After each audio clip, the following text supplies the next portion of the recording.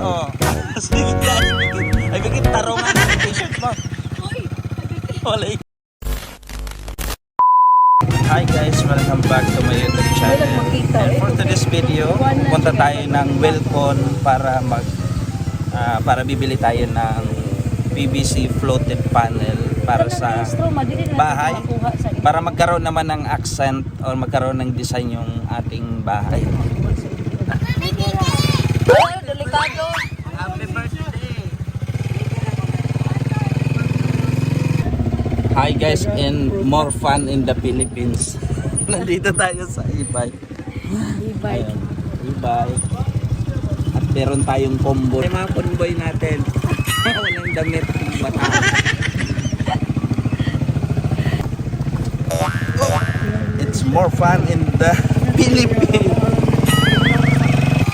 Ay mga riders, oh. Sige, ay bigit tarungan yung t-shirt mo.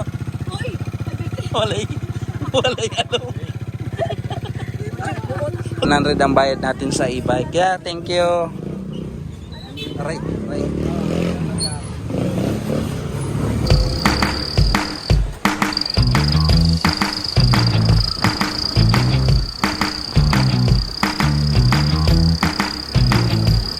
So guys, nandito na tayo sa Welcon Depot at bibili natin yung floated panel.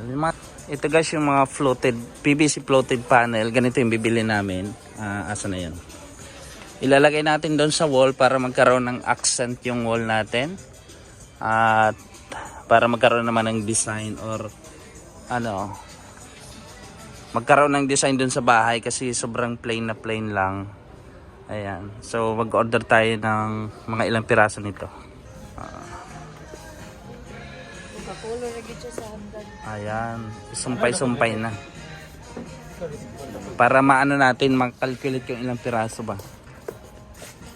Ayan.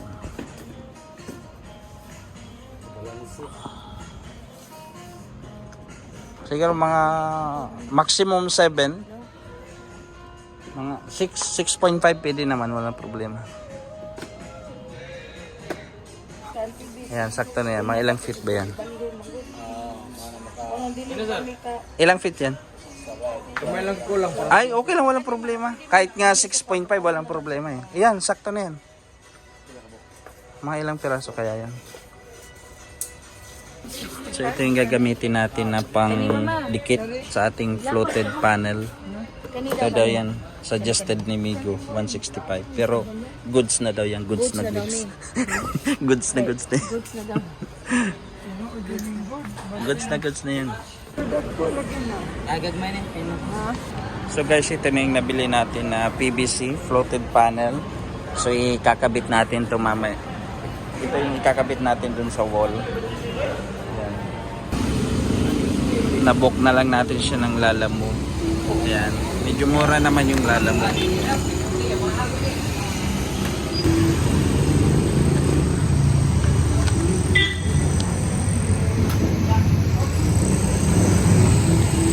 So guys, balik pa uwi na kami. Dito namin pinili yung floated panel na PVC sa Welcon Depot. Dito sa may Talisay. Talisay pa ba? Talisay. Ito yun. At nagpalalamoves na lang kami.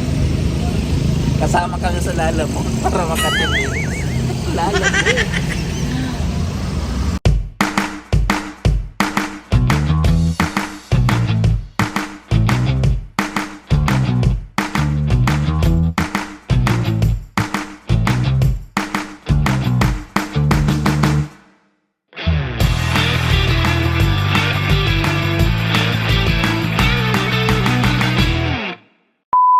So guys, pagdating nga namin sa bahay ay nagsimula na kami ikabit yung mga PVC floated panel dito sa bar counter namin. So bali DIY lang tong gagawin namin. So kasama ko dito si Jess. Nagtulong kami dito para i-install yung mga floated panel. First time din namin gumawa ng ganito at namadali lang din naman. Kailangan lang din ng pandikit at pamputol ng PVC.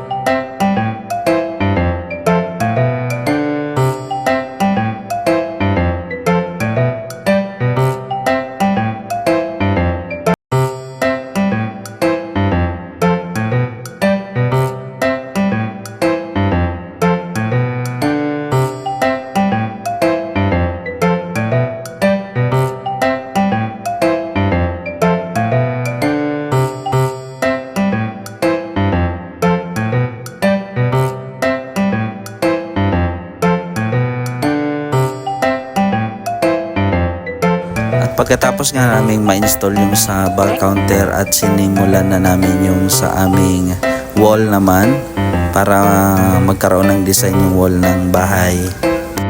So madali lang palang i-install yung fluted panel na PVC. Basta may pangputol ka lang, pang sukat, saka pandikit.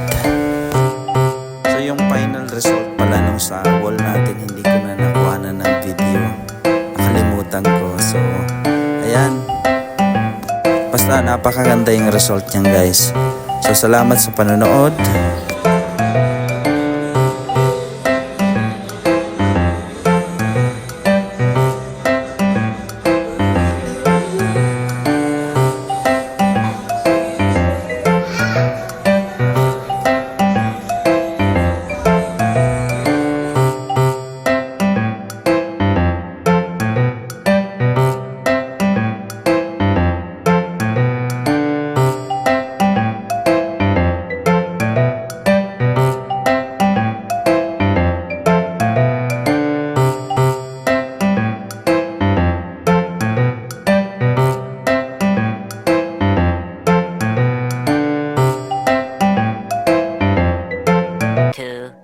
Years later.